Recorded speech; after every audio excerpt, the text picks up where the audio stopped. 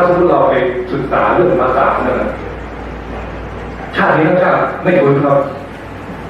เพราะแต่ว่าลึกมากเลยผมก็เลยเลิก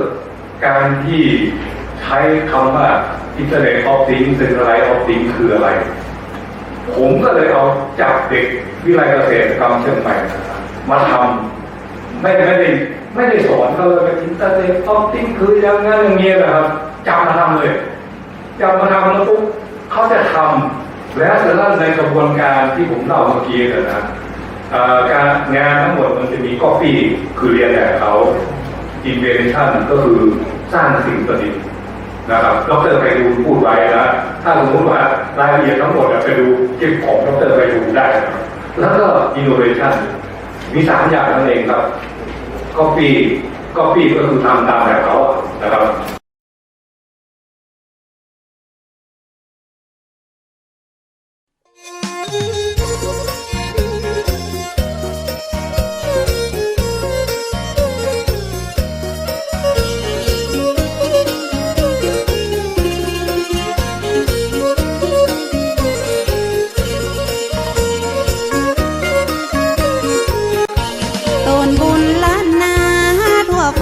สรรเสริ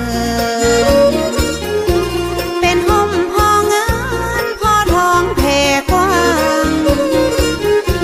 ผู้บาสีวิจัยเป็นพระผู้สร้างเป็นที่ข่าวขานเล่าสืบกันมาท่านเป็นตนบุญเป็นตนเมตตาสร้างวัดสร้างวาอารามใหญ่กว้างสินธรรมประเสริฐเลิศล้ำแต่ก่อนบ้านเฮาปากันย่างเตียวตีมีข้าฝุ่นข้าดินตุกยากอยากกันตู้เย็นทีวียังบ่มีเข้าบ้านถนนหนทางบ่ได้ลาดยางบ่ต้อยดอยสุเทพลมพัดซอยเป็นป่าเป็นดอยลัดตามห้อยห้อมหอยเป็นหมอกเป็นเมยปัดเจยจุ่มเนินแถว4-5 ชั่วโมงกว่าจะขึ้นไปถึงเหงื่อออกไหลซึ้งก็เหม็นผ้าเหม็นเสื้ออิดอ่อนกลางขายังเป็นเมื่อป่าเขาคุ้มคือเป็นห่มบางเงาเดี่ยวดงเรียบเลาะพาหินปูนเขากว่าตีหมู่เฮาจะขึ้นไปใดครูบาสีวิจัยต้านห่วงใยเจนลำหลวงศรีประกาศและกราบนมัสการนิมนต์ครูบาสินธรรมขอมาย่อยกึศสร้างว่าจะปักเสาไฟขึ้นไปแบบนั้นครูบาสินธรรมบ่ได้หับปากหับตาครูบาบอกเธอหูเหตุการณ์ต้องสร้างหนทางขึ้นไปถึงจะได้ถึงจะปักเสาไฟขึ้นไปง่าย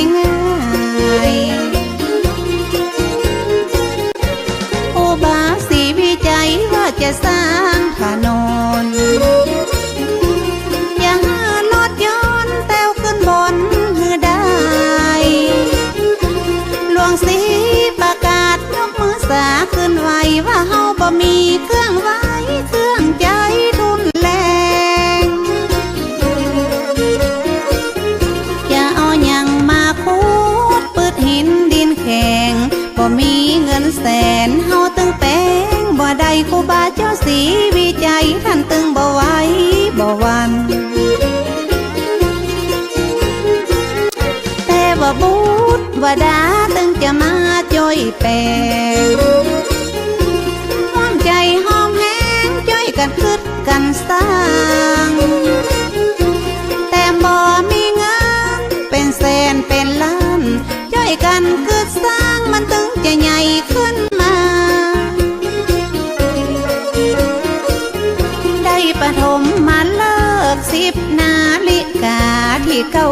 ศจิกา2477แม่นมันครูบาได้เป็นประธานขุดแผ่วทางเริ่มเก่าเอาขอบกมาจอกขุดดินถนนลูกศิษย์ลูกย้อมต้อยตามครูบาเจ้าฟันบากถากทางต้นไม้แดงไม่เป่าห้อมห้อยภูเขาเป็นเขตเป็นแดงกำมีดมุยขอบกมาจกแผ่นดินแข็งปันเขตปันแดนคนละเล็กละน้อยปันตาปันหอยลัดขึ้นดอยมุ่นติงจ้อยกันทุถากบะหินบะพาพาลาตกมาไผ่ตึงบะใจหินตึงผัวตึงเมียไข้หัวนั่งยิ้มพาลาตกกิ้งไผ่ตึงบะจมสักกาคนที่มาจ้อยสร้างบุญต้วยกันบ่หวังเงินหวังคำปิกยอมปิกบานหวังกุศลผลนำสุขบานแต่หลังระยะเริ่มสร้างคนก็ซ้ำบ่หลายต้องเลี้ยงวัวเลี้ยงควายทำนาเกี่ยวข้าวเจ้าแก้วนวรัตน์ก็เป็นห่วงแต่เล่าสงสารครูบาเจ้ากลัวจะเสร็จบ่ตา